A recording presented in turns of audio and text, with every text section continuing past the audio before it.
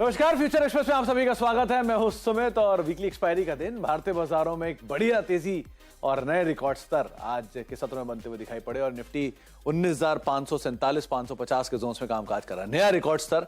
और आज की जो तेजी है वो पूरी तरह से आईटी के नाम है, स्पेशली टीसीएस के नंबर्स और नंबर्स का इंपैक्ट यहां पे आपको दिखाई पड़ेगा और एचसीएल नंबर्स के बाद एक डे पर डिप के बाद pull back.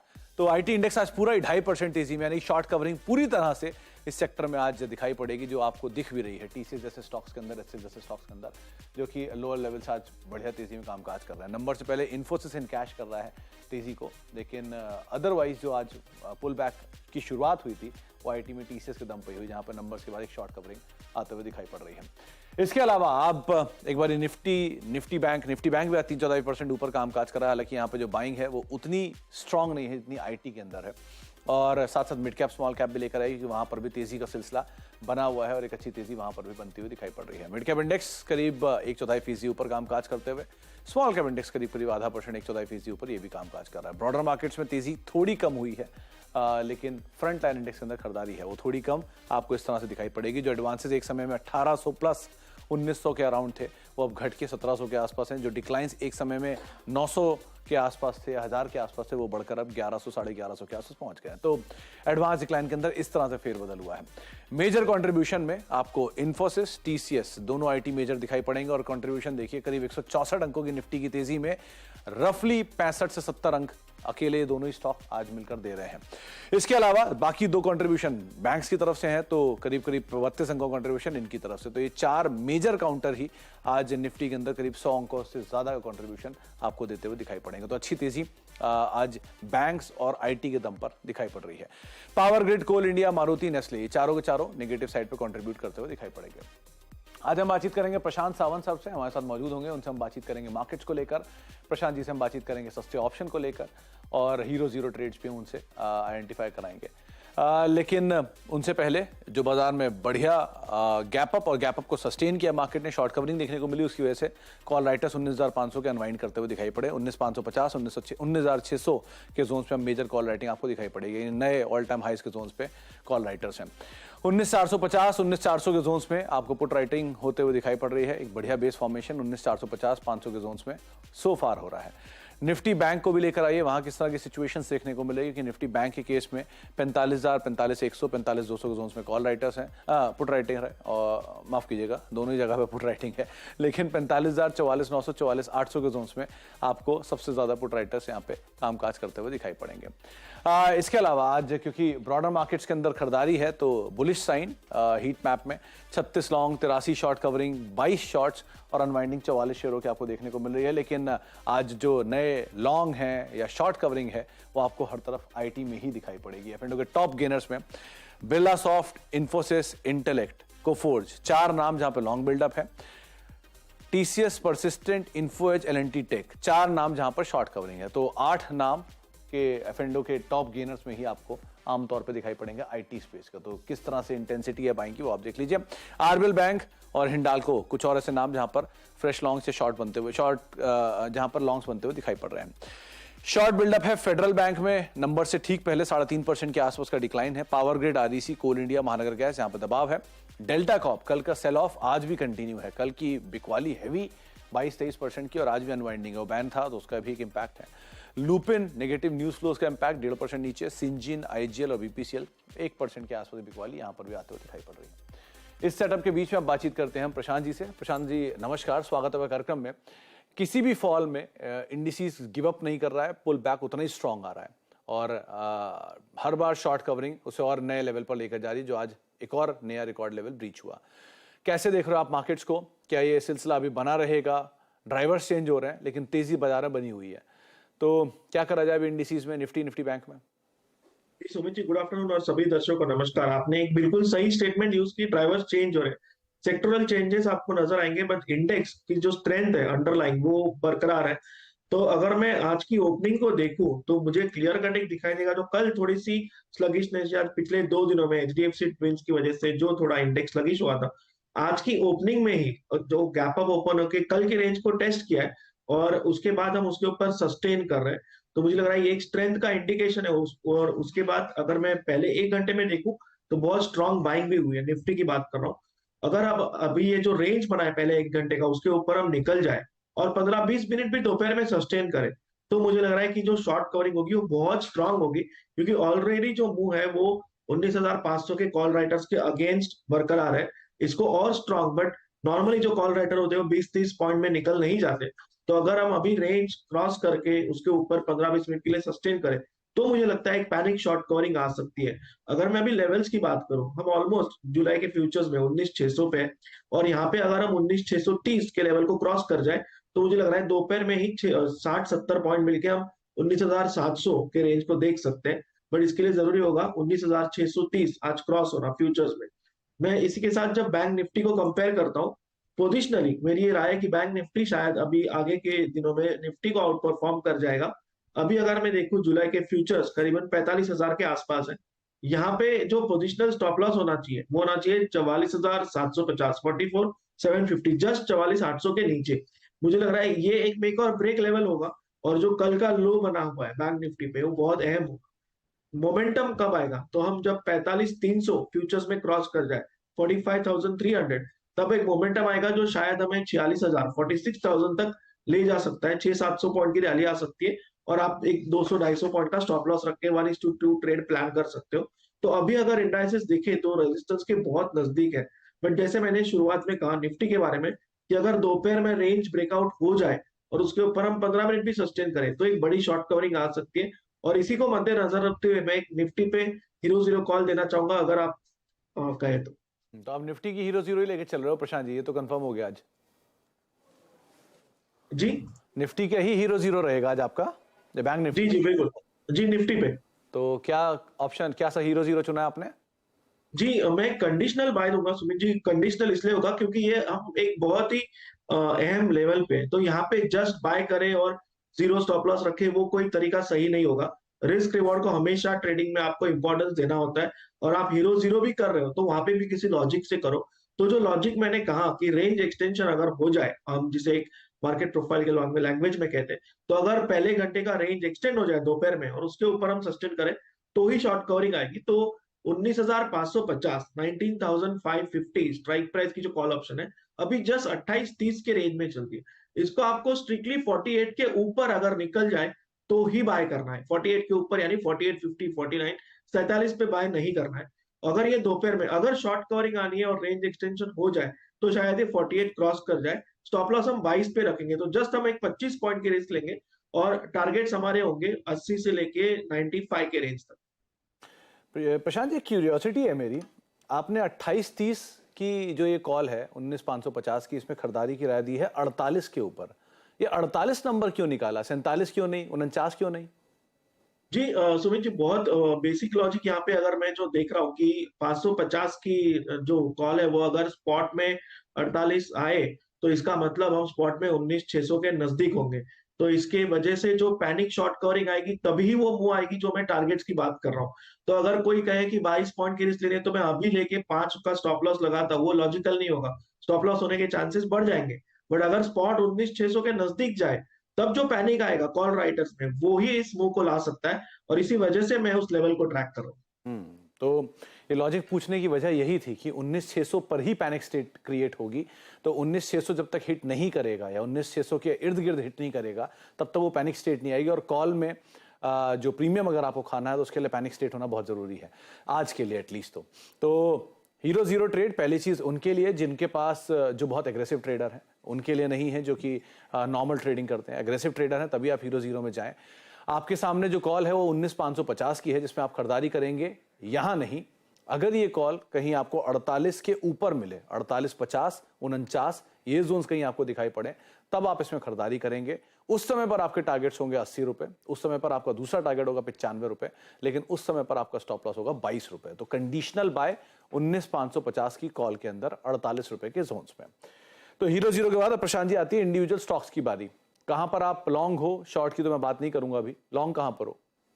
Ji mix and match strategy और सेक्टर्स पे थोड़ा सा हम डाइवर्सिफाई करेंगे सुमित जी। तो फर्स्ट पिक मेरा कोटक बैंक होगा। मुझे लग रहा है यहाँ एक बेस बनी हुई है, और जो स्टॉक रेंज में काम करता है वहां सबसे आसानी होती है कि रेंज के बॉटम में इसको पिक करके ऑलमोस्ट या मिडवे की तरफ एक ऊपरी लेवल को हम टारगेट रख सकते हैं।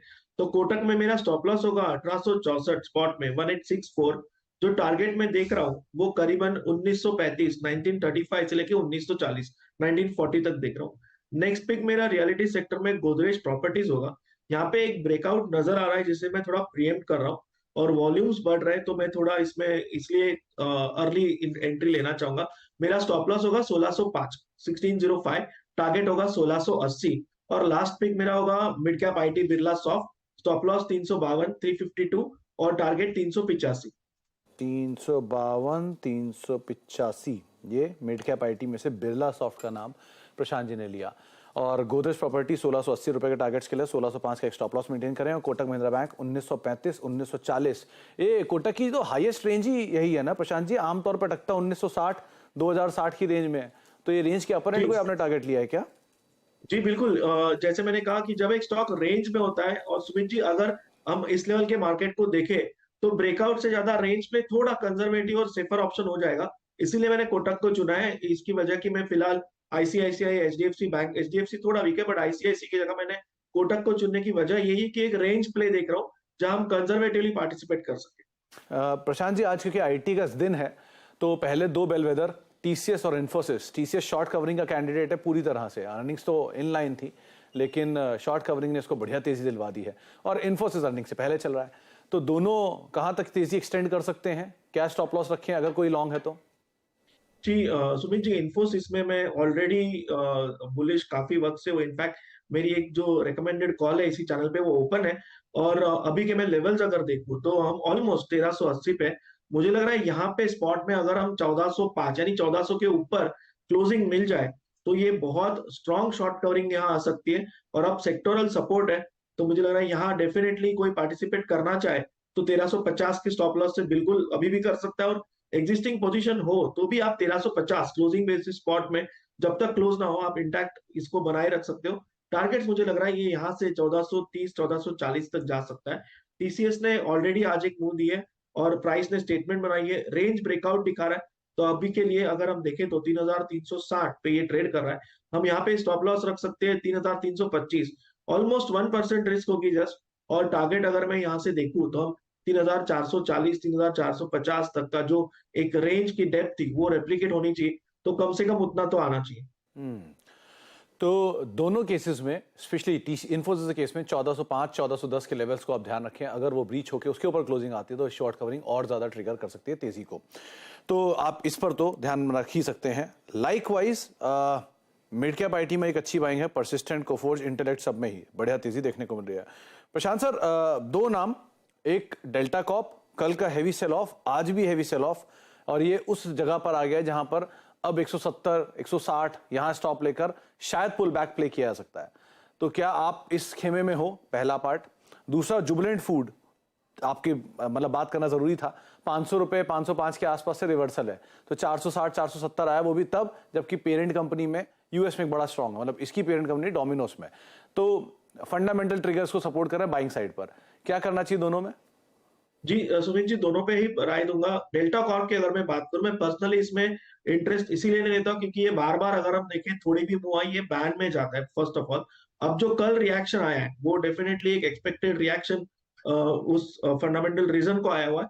अगर हम सिर्फ प्योरली टेक्निकल्स पे देखें तो एक जो सपोर्ट बन के आ रहा है जो बिल्कुल आपने कहा 170 का है, बट यहाँ पे मेरी स्ट्रिक्ट रिकमेंडेशन होगी, मेरे हिसाब से ये बैन भी है तो एफएनओ में ना करे। कोई कैश में लेना चाहे तो एक स्ट्रिक्ट स्टॉप लॉस 169 का रख के क्वांटिटी प्लान कर सकता है। और एक कॉन्ट्रा ट्रेड के हिसाब से पुल बैक ट्रेड होगी है, तो पुल बैक वर्ड इसलिए यूज कर रहा हूं क्योंकि आप क्वांटिटी वैसे प्लान करो और आप टारगेट करीबन यहां से रख सकते हो करीबन 205 से लेके 210 के। बट ओवरऑल मुझे लग रहा है कि पैटर्न बहुत वीक हो चुका है और कल का लो जो है वो बहुत अहम है 175 का। इसके नीचे क्लोज हो जाए तो शायद और वीकनेस आ सकती है। और इसके सामने मैं जब जुबिलेंट फूड्स को देख रहा हूँ तो ओवरऑल ये जो सेक्टर है ये काफी मिक्स एंड मैच रिएक्शन दे रहा है। यानी अगर हम आईटीसी को देखें तो एक तरफा मूव चल रही है, बट बाकी हम एचयूएल की तरफ देखें तो बहुत चॉपीनेस चल रही है। और उसी कैटेगरी में जुबिलेंट फूड्स है, अभी ऑलमोस्ट 475 के लेवल पे है। मुझे लग रहा है थोड़ा स्ट्रक्चर वीक है बट सपोर्ट पे आया हुआ है। तो सपोर्ट पे आया है तो एक छोटी रिस्क है, यानी करीबन 465 के स्टॉप लॉस से आप 470 के थोड़ा नीचे भी रखो 468 तो भी चल जाएगा। इस स्टॉप लॉस से आप खरीद सकते हो। यहाँ से ये स्टॉक अगर सपोर्ट से पिकअप हो जाए तो आपका जो टारगेट होगा वो ऑलमोस्ट रेंज की ऊपरी लेवल 490 से लेके 500 का होगा। तो शॉर्ट कर सकते हैं क्या यहाँ पर जुबिलेंट फूड्स? जी सुमित जी। जुबिलेंट फूड में शॉर्ट जैसी स्थिति तो नहीं बन रही ना अभी? जी मैं सपोर्ट पे आया इसलिए मैं शॉर्ट रेकमेंड नहीं करूंगा, क्योंकि सपोर्ट पे शॉर्ट करना बहुत रिस्की हो जाएगा। यहाँ से अगर बाउंस आए तो आपका स्टॉप लॉस इमीडिएटली ट्रिगर होगा। इसीलिए पूछा मैंने क्योंकि इसमें बाकी सारे ट्रिगर्स जो हैं वो फंडामेंटली बाय साइड पे ही सपोर्ट दे रहे हैं और अर्निंग्स अवेटेड है, तो पहले देख लेते हैं कैसे सिचुएशन बनती है। लेकिन सो फार आप शॉर्ट तो ना करें, लॉन्ग जाना चाहते हो 468 465 का स्टॉप लेके आप एक क्लोज स्टॉप लेके लॉन्ग साइड भी जरूर देख सकते हैं। एक ब्रेक का वक्त है, ब्रेक के बाद लौटते हैं, आगे बातचीत जारी रखेंगे प्रशांत जी से और एक सस्ता ऑप्शन भी उनसे आइडेंटिफाई कराते हैं छोटे से ब्रेक के उस पार।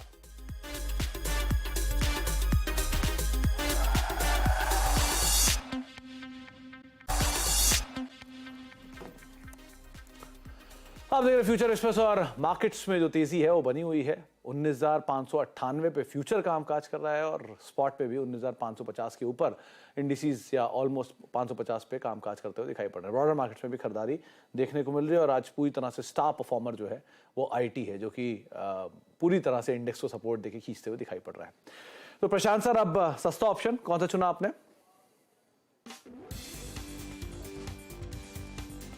जी सुमित जी, जैसे मैंने कहा कि मेरी ये राय है या मेरा ये नजरिया है कि जो बैंक निफ्टी है वो अगले कुछ दिनों में आउट परफॉर्म कर जाएगा। तो इसी का एक अहम कंपोनेंट एक्सिस बैंक, इस पे मेरी नजर है, क्योंकि ये बहुत अच्छे सपोर्ट से बाउंस कर रहा है। यहाँ पे जो 970 की कॉल है जुलाई महीने की, 970 स्ट्राइक प्राइस की कॉल, जो ऑलमोस्ट 13.5-14 के रेंज में चल रही है, मैं यहाँ पे 8 का स्टॉप लॉस रखूंगा, 8 का। और जो मेरा टारगेट होगा वो 21 का टारगेट 1 और 28 का टारगेट 2। जब आपको 21 दिख जाए तब आप जो ट्रेलिंग स्टॉप लॉस है उसको 14 के ऊपर लाके होल्ड करें, और मुझे लग रहा है आपको कंफर्टेबली टारगेट 2 करीबन 28 तक का मिल सकता है। तो एक्सिस बैंक में आप खरीदारी कर सकते हैं और जो टारगेट है वो 28 रुपए के 970 की कॉल में यहाँ पर आप देख रहे हैं। तो प्रशांत जी, बैंक्स में से आपने इंडसइंड को नहीं चुना और मतलब कोटक को पहले चुना लॉन्ग, एक्सिस को चुना आपने लॉन्ग, ये दोनों वही स्टॉक हैं जो कि रेंज में कामकाज कर रहे हैं, इवन कोटक भी और एक्सिस भी, तो अब इंडसइंड क्यों नहीं? जी सुमित जी, पहली बात तो आपने सवाल बिल्कुल सही पूछा है। इंडसइंड इसलिए नहीं क्योंकि रेजिस्टेंस के करीब है, तो अगर मैं यहाँ पे बाय कहूँ तो मैं प्राइस को फॉलो करने की जगह डिक्टेट कर रहा हूँ कि शायद रेजिस्टेंस ब्रेकआउट हो जाए। वो मैं करना नहीं चाहूंगा। ब्रेकआउट होने के बाद वहां पे हम नजरिया दे सकते हैं।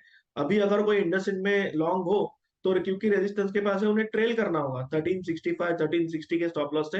बट इसी के सामने मैं जब एक्सिस बैंक को देखता हूँ तो वो एक बहुत अच्छे सपोर्ट पे आया हुआ है, तो यहाँ पे रिस्क रिवॉर्ड काफी जस्टिफाइड है। दूसरी बात, जो आज की ओपनिंग है वो क्लियर कट कल के जो शॉर्टिंग हुई है उसको ट्रैप कर चुकी है ऑलरेडी। तो इसके ऊपर अगर सस्टेन करें तो मुझे लग रहा है जो हमारे टारगेट्स है वो बहुत कंफर्टेबली आ सकते हैं। लाइकवाइज एक बार फेडरल बैंक और देखिए, वहां पर नंबर्स हैं और नंबर से पहले ही ऑलरेडी 4% नीचे कामकाज कर रहा है। तो क्या क्योंकि रेंज के लोअर एंड के आसपास ये भी है, वापस पुल बैक प्ले जैसे नंबर आएगा वैसे ही?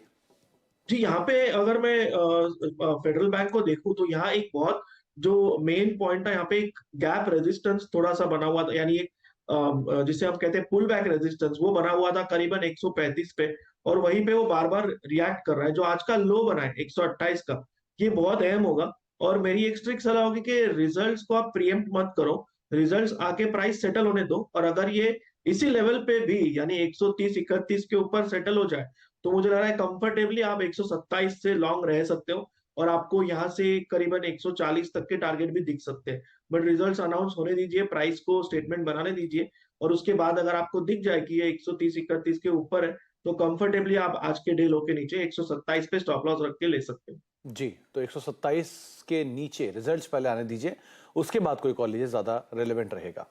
बहुत बहुत शुक्रिया प्रशांत जी हमारे साथ मौजूद रहने के लिए और बातचीत करने के लिए मार्केट्स को लेकर। प्रशांत जी का हीरो जीरो ट्रेड पहले आपकी स्क्रीन पर आएगा।